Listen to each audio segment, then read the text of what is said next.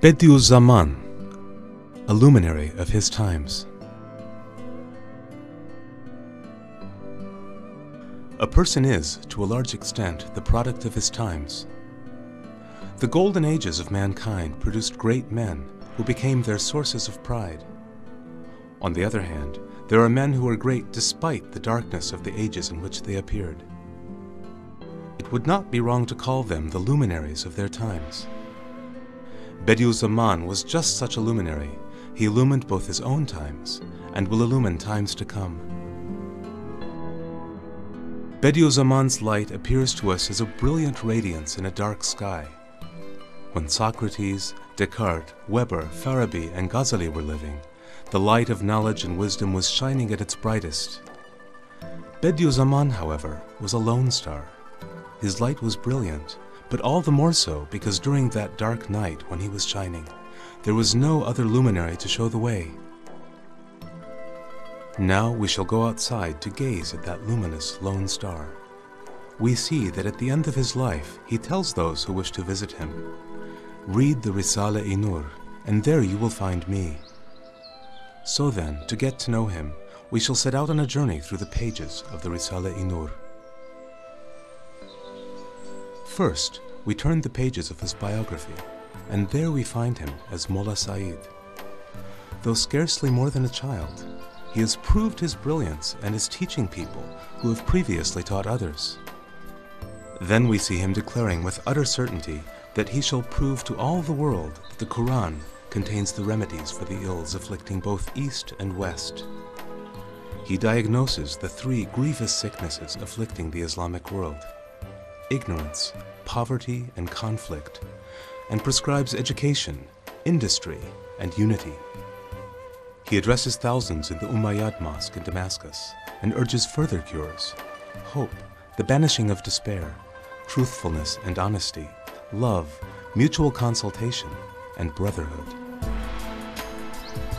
Next, we turn to his work called Munazarat, Debates. Here he is teaching the tribesmen of Eastern Anatolia about freedom. He tells them, "I can live without bread, but not without freedom." He explains to them that despotism and bigotry have no place in religion. On another occasion, he shares his bread with the ants in recognition of their diligent cooperation and republicanism. Returning to Bediüzzaman's biography, we follow him to Istanbul. He is presenting his project for a university in Eastern Anatolia at the court of Sultan Abdülhamid. He is explaining the necessity of the joint teaching of the religious and the modern sciences. On the door of the hostel where he's staying, he hangs a notice saying, "Here all problems are solved, all questions are answered, but none are asked." He seems to be challenging the entire world.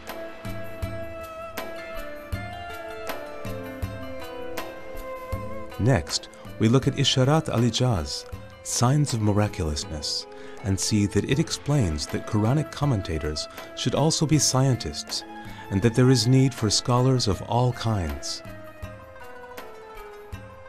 For at the present time, no single person can explicate the Quran. Quranic commentaries should be written by a committee of scholars, each a specialist in several branches of knowledge. Isharat al-Ijaz takes us to the battlefield. Bediüzzaman is now commanding a militia force, composing his Quranic commentary in the trenches and on horseback while defending his country. Undeterred by the exploding shells, he is ready to sacrifice himself not once, but 1,000 times over to discover a single mystery of the Quran. Again, his biography summons us. He's been taken prisoner by the Russians, but he is undefeated, uncompliant. What can one who has found his Lord lose? And what can one who has lost him find? Bediüzzaman returns to Istanbul. He witnesses the collapse of the Ottoman Empire and the birth of the Turkish Republic. He witnesses, too, how unbelief gains a hold in Turkey. He wants to withdraw into solitude, but bowing to God's will, he is sent into exile to expound the Quran's miraculousness. His biography informs us that the rest of his story is to be found in his work called Sözler, the Words, It tells us about the miraculous nature of the Quran, the fundamentals of belief, the need to worship. In it, Bediüzzaman sometimes depicts the speech of the cosmos while proving divine unity. Sometimes he describes the seasons while proving the resurrection of the dead.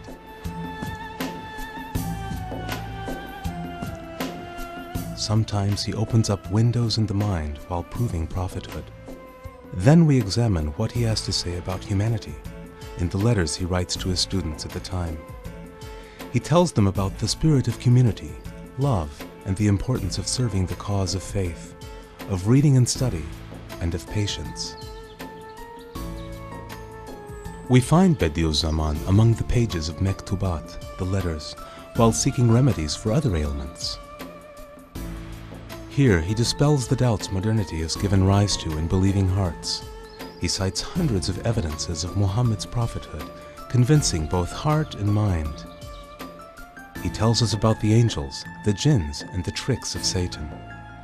He speaks of the Quran and satisfies the faculty of reason.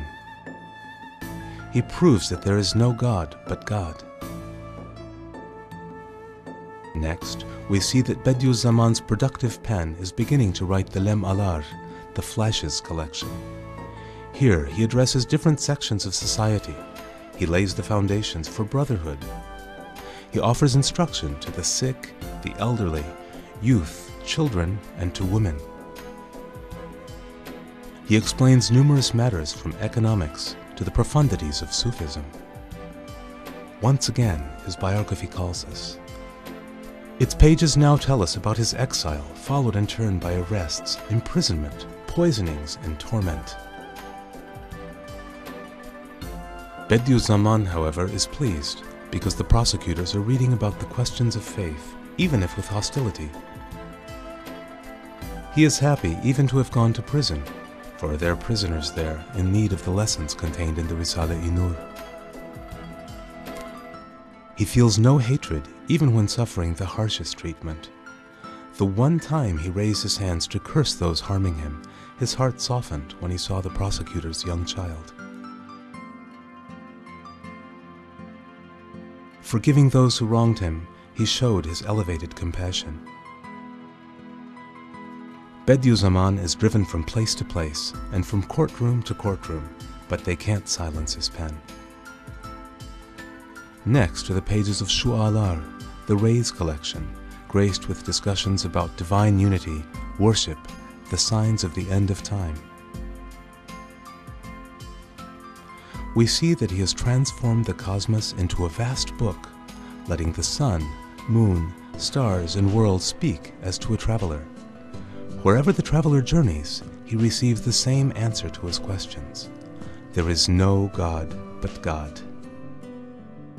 Now, turning once more to Bediüzzaman's biography, we find him weeping for those innocents killed during the Second World War. He puts the world's troubles before his own. Most of all, he weeps for those who die in a state of unbelief. He shouts out that his cause will gain for a single person more than all of Europe, for his cause is to save faith. He even says that he is ready to burn in hell to save the faith of his people. Then he explains that the human race has been divided into different peoples so that they may all live together in peace.